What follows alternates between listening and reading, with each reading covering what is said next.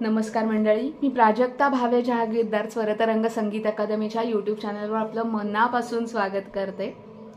आपल्याला सगळ्यांना गुढीपाडव्याच्या आणि रामनवमीपर्यंत खूप खूप शुभेच्छा।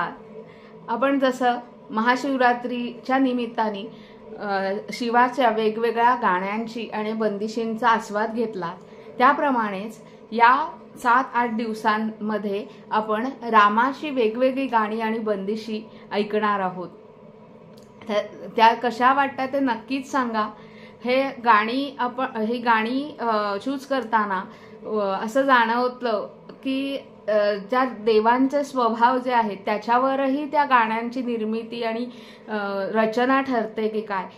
कारण शंकराची गाणी आणि बंदिशी ही मस्त एकतालातल्या ॲग्रेसिव्ह पटापट पुढे जाणाऱ्या अशा आहेत, त्याच्यात तानाही खुलून दिसतात। त्या मानाने रामाची गाणी आता जी येणार आहेत ती इतकी मनाला शांतता देणारी आणि सुरेल एक सूर सुंदर, प्रत्येक सूर असा सुंदर लागणारा असा आहे। तुम्हाला अजून काही वेगळं असं रीडिंग आहे का? जर असेल तर नक्की सांगा। आणि ही गाणी आवडली तर चॅनलला सबस्क्राईब करा, लाईक करा आणि जास्तीत जास्त शेअर करा। धन्यवाद मंडळी। कबीराचे मिळतो शेले